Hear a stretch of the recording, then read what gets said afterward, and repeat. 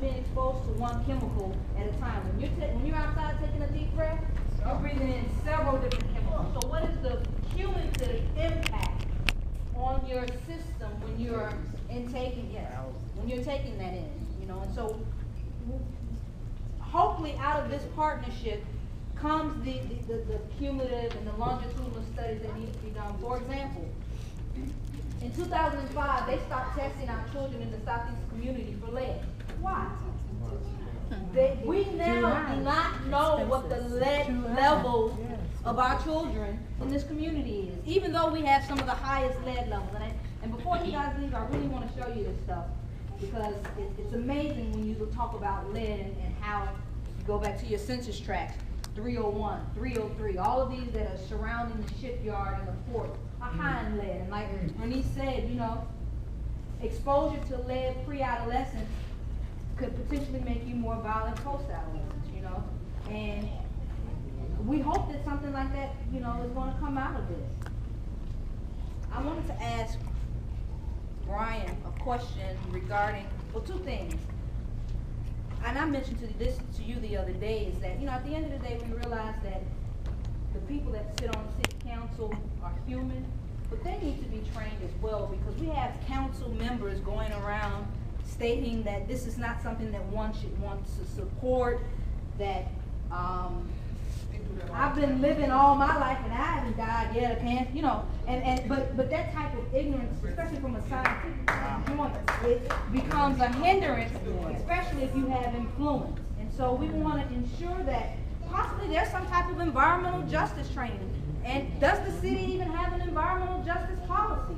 I asked Brian that the other day. What is the City of Newport News environmental justice policy? They've received federal dollars, and according to Executive 1898 by Bill Clinton, any organization that receives federal dollars has to adhere to the environmental justice. So what is the city? And we know they've received federal dollars. We can just talk about the Brownfield for Chase Bag Company alone. So through this, hopefully now we can begin this conversation to create these policies that until the Peninsula Health District, thank you so much from the Office of Minority Health for coming, because I even local Peninsula Health District didn't even show up.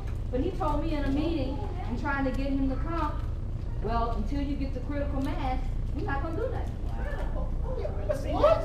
So, I mean, that's kind of... That's the issue that I was speaking to Brian about as it relates to your responsibility. Yeah, that's a state. But it's your responsibility to educate the council as to the law that you are responsible for implementing. That's why we want to do it in a positive way. We need you to do more of your job as an impact to this state and federal law. And if you do it, Brian, and they tell you no, just come back and tell us they said no. That's what you have to do. We'll help you, Brian. Okay. We got 3 questions. I'm going to put my questions on hold for you. He had a question right here in the red. Didn't you have a question earlier?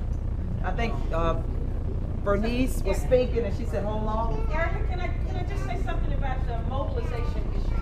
And I talked about that earlier, and I just want to raise that up again. I mentioned to you that in the issues we were dealing with in Harlem, that our local government was unresponsive. But also, all of our elected officials were unresponsive, and all of our elected officials were African American. And to this day, we still do not have leadership from the people who represented the community around the prevalence of the environmental issues. You know, for a minute there, we had a black governor of New York. That governor had been our state senator for 20 years. He would show up at events, but he would never do anything.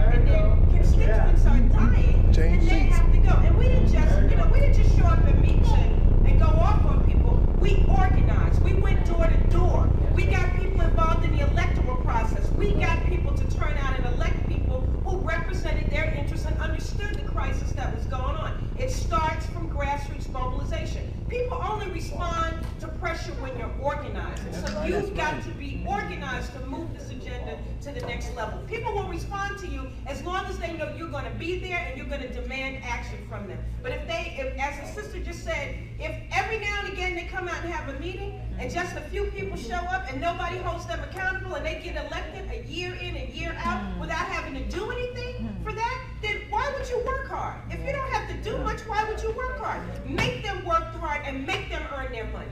Yes. Come on, sister.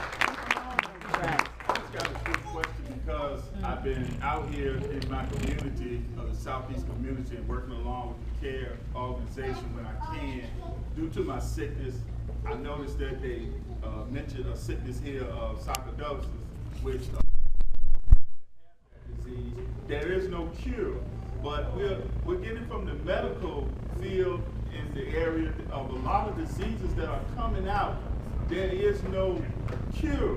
Just like I'm standing here before you with something that now becoming popular in our community with neuropathy nerve disorder. And they're telling us there is no cure. They're filling us with a bunch of medication to treat us, but there is no cure. I understand this young lady,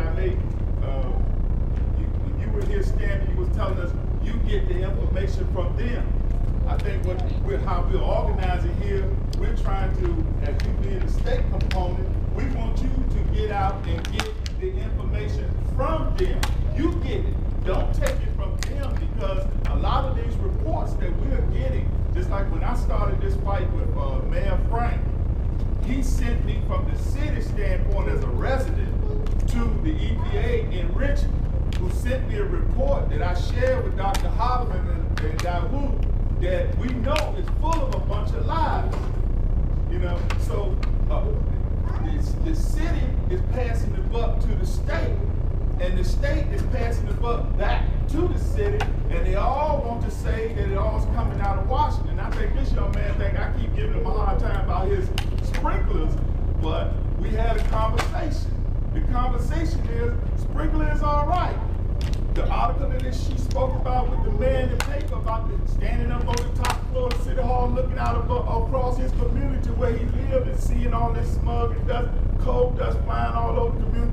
It just didn't start 2 years ago. This coal dust has been blowing over this community since 1892. So it just didn't start. And yes, a lot of people, look at all these hundreds of people that they moved out and demolished our village.